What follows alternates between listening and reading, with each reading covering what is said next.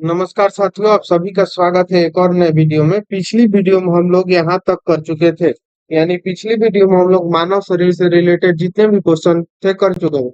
ये दूसरा वीडियो है, इसमें हम लोग रक्त समूह को करेंगे, यानी रक्त समूह से जितने भी क्वेश्चन है उसको करेंगे, जो कि सभी एग्जाम के लिए इम्पोर्टेंट है। कर है पहला सवाल, यदि एक पिता का रक्त वर्ग एक और माता का रक्त वर्ग ओ हो तो बताइए कि उनके पुत्र का कौन सा रक्त वर्ग हो सकता है। तो ओ हो सकता है, ठीक है। अगला सवाल है, कोई भी प्रकार के रुधिर वाला व्यक्ति किसी असकामी संकट में किसी प्रकार के रुधिर वाले व्यक्ति को रुधिर दान कर सकता है, ए बी या बी। यानी कि कोई व्यक्ति है जिसको बी है, तो वो क्या किसको ए बी या बी को, ठीक है। यदि माता पिता में एक रुधिर वर्ग ए बी और दूसरे को ए है, तो उनके बच्चों का संभावित रुधिर वर्ग क्या होगा, ए या बी हो सकता है। संतानों की भ्रूणीय अवस्था में माता के गर्भाशय के अंदर ही रक्त का थक्का बनने से मृत्यु हो जाती है। इस रोग को इरिथ्रोब्लास्टियोसिस कहा जाता है। इसका कारण क्या है, तो पिता का आरएच तथा माता का आरएच होना, आरएच प्लस, ठीक है। अगला है, कौन सा रक्त समूह सर्वग्राही है, तो ए बी। ए बी रक्त वाले व्यक्ति को सर्वाधिक ग्रही कहा जाता है, क्योंकि उसके रक्त में प्रतिपिंड का अभाव होता है, इसीलिए। सर्वाधिक ग्राही कौन सा रुधिर वर्ग आता है, तो ए बी। कौन सा रक्त वर्ग सर्वाधिक दाता होता है, तो ओ। यदि किसी पुरुष का रक्त ए बी होता है, महिलाओं का रक्त बी होता है, तो उनकी संतानों में कौन सा रक्त वर्ग उपस्थित नहीं हो सकता, तो ओ जो है वो उपस्थित नहीं हो सकता है। किसी एक सामान्य व्यक्ति के रक्त का पीएच स्तर क्या होता है, तो सामान्य व्यक्ति का रक्त का पीएच कितना होता है, तो 7.35 से 7.45 तक, ठीक है। अगला सवाल है, मानव रक्त की श्यानता का कारण क्या है, तो रक्त में प्रोटीन।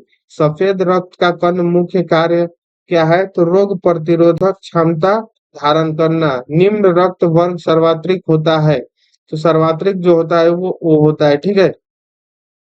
आगे का सवाल जो है मानव अस्थि से, इसको हम लोग नेक्स्ट वीडियो में करेंगे। तो मिलते हैं नेक्स्ट वीडियो में, तब तक के लिए जय हिंद, थैंक यू।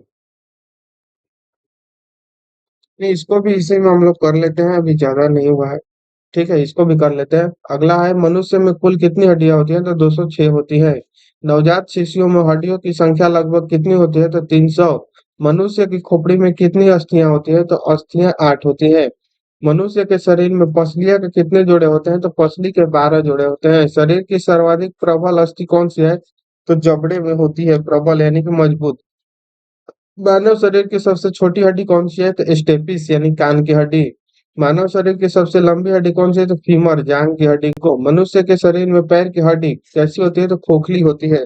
टिबिया नामक हड्डी किस में पाया जाता है, तो टांग में पाया जाता है। मानव शरीर की किस हड्डी की हड्डी सबसे लंबी होती है, तो जांग की।